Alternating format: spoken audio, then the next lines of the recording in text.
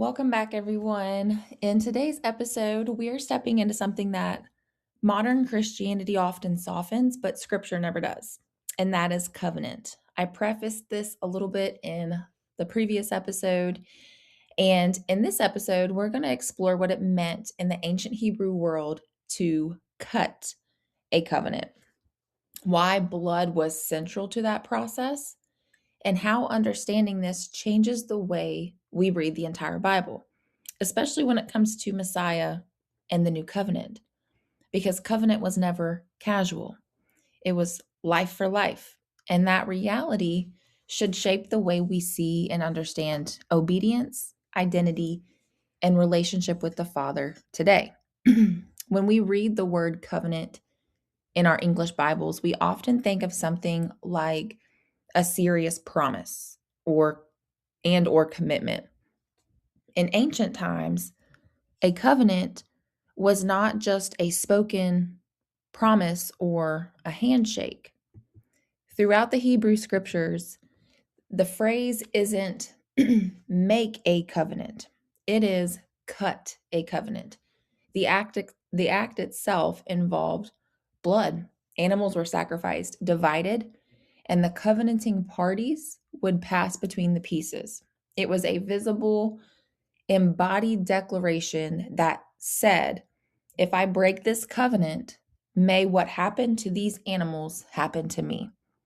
And you see this imagery reflected in the book of Jeremiah, chapter 34, verse 18, where Yahuwah rebukes leaders who violated the covenant that they cut before him, reminding them of the calf they divided and walked between. It says, and I will give the men who have transgressed my covenant, who have not performed the words of the covenant which they made before me, when they cut the calf in two and passed between the parts of it.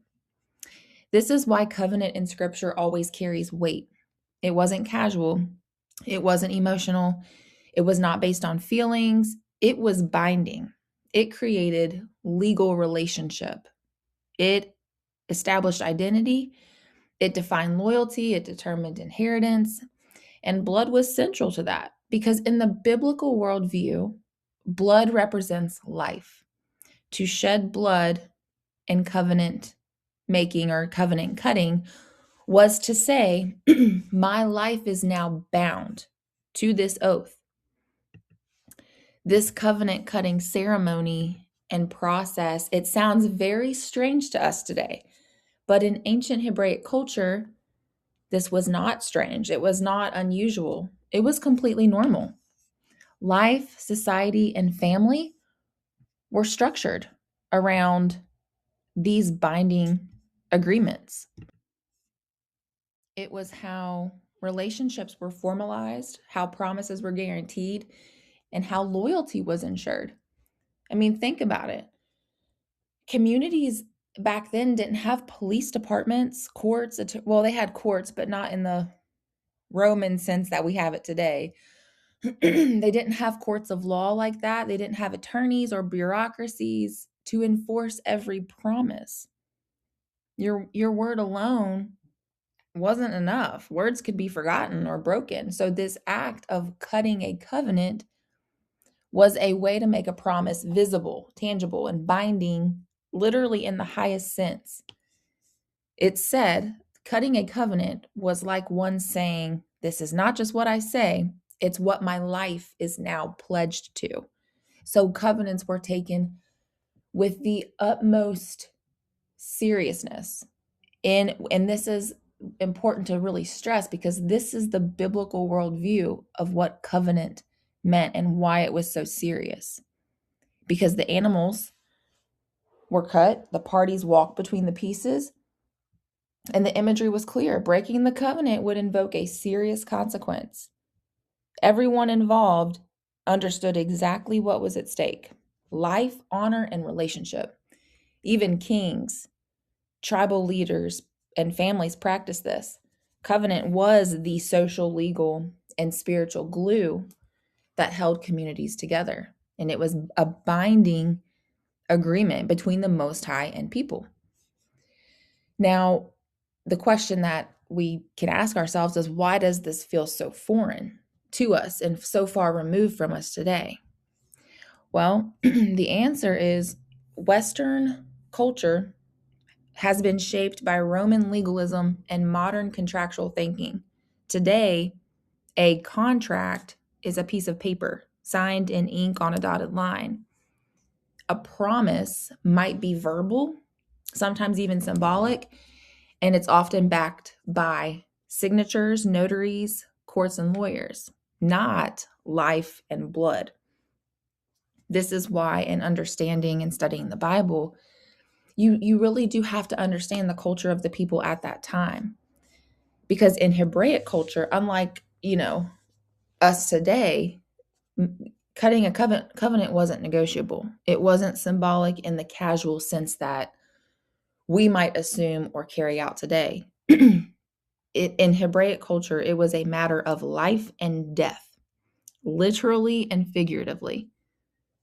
Breaking covenant dishonored the parties, disrupted the community. It invoked consequences before the Most High himself. This is why the concept of covenant feels like so alien to a Western mind, because we are used to abstract promises, obedience that's optional now, or conditional agreements enforced by human systems. But in the ancient world, covenant was existential. It defined who you were, what you belonged to, and who had authority over your life. And this is why Scripture so consistently pairs covenant with blood, oath, and sacrifice. It's not just this weird ceremonial bloodletting process. It's not some ceremonial language. It was literally it was normal to Hebraic culture. I mean, it was the very way the Hebrews understood life, loyalty, and relationship with the Most High. And it should make you wonder, when it came to, if breaking a covenant was invoked a penalty of death, then that just shows you how merciful Yahuwah is. And I mean, understanding the weight of this culture and understanding the cultural context, it transforms the way we read the Bible. Because when Messiah fulfills the covenant, when he pays the death penalty of transgressing, and when the Torah is supposed to be written on our hearts, or when we are told to walk in obedience, it's not just this subjective, abstract spiritual language. It is still covenantal reality, life, law, and relationship fused together. Messiah, he cut a new covenant with us by shedding his own blood. This is very, very serious. Hebrews says in chapter 10, if rejecting Moses' law brought judgment, how much worse to trample the blood of the covenant. I'll read it. Hebrews chapter 10, verses 28 and 29. Anyone who has rejected Moses' law dies without mercy on the testimony of 2 or 3 witnesses. Of how much worse punishment do you suppose will he be thought worthy who has trampled the Son of God underfoot, counted the blood of the covenant by which he was sanctified a common thing, and insulted the Spirit of grace? He already paid the penalty for our transgressions, for when we fall short. So when we read about the new covenant promised in the book of Jeremiah, or when the writings of the letter to the Hebrews speaks of Messiah as the mediator of that covenant, we're not reading about something symbolic. We are reading about the restoration of a broken oath, a broken covenant. So I just, when you really start to grasp the weight and the depth and the severity of the seriousness of the call to be in covenant with the Most High, I just beg you to please consider how dangerous it is to say and believe that he kept the commandments, so I don't have to now. Or the law is done away with. Or the law isn't for us today. Because yes, he did come to bring us a new covenant. But remember that he came because the old one was broken. And I say old, I probably shouldn't use that word, but the former one, which isn't, like I said in the last episode, a new covenant does not mean a complete, replacement of the old in terms of like terms and conditions, because a covenant is not a law. It is the terms of an agreement, the terms and conditions of an agreement to guard the law. So yes, he came to bring us into a new covenant because the previous one was broken. The Torah, the law, was not the problem, okay? It was the hearts that were the problem, okay? So understanding this helps us see covenant as both a gift and a responsibility. The gift is that his blood covers our failures. The responsibility is that we are called to walk in covenant obedience, not as a means to earn salvation, but as a response to the restored relationship that he purchased for us with his own blood. Messiah did not come to give us a license to ignore obedience. He came to make obedience possible through a covenant that is now written on the heart, empowered by his Spirit. And that is what transforms you. A covenant that is now written on our hearts, empowered by his Spirit, and mediated by his life, death, and resurrection. Because he is our high priest. Like he is still interceding for us. I talked about this in episode 3. Don't think for a second that the Messiah is just sitting there kicked back in the recliner at the right hand of the throne, just chilling until he comes back. No, it tells us in Hebrews that he constantly lives to make intercession for us. He is in a realm that we can't physically see with our own 2 eyes right now, up there, mediating on our behalf. I mean, it's beautiful. Just when you just think about, like, our Messiah is probably, I don't know for sure, can't say, but like, I wonder if he's up there like building stuff for us. Like if he's still building and mediating and working. I don't know. That's just where my mind goes. So let's unpack this word covenant a little bit further by unpacking the Hebrew word barith. The Hebrew word translated as covenant is barith. It means a covenant, alliance, or pledge. Now, the root of the word carries the idea of cutting, which helps us explain this is why covenants are something that was cut. That's the root of this word. This helps us explain how covenants were established in ancient times. As I just mentioned, in Hebraic culture, covenants were ratified through blood. People tied their life to covenant. Covenants were not made. I mean, technically, if you want to be technical, yes, they are made, but I'm trying to hone in on the root and the intent and the action behind covenant, which is cutting. They were cut. Covenants were cut. Animals were cut. The parties involved would pass between the pieces as a symbolization that breaking that covenant carried serious consequences. This act of cutting the animals and walking through the pieces, again, as I said, if one of us breaks this covenant, let you do to me what was done to these animals. This is why blood is always connected to covenant in Scripture.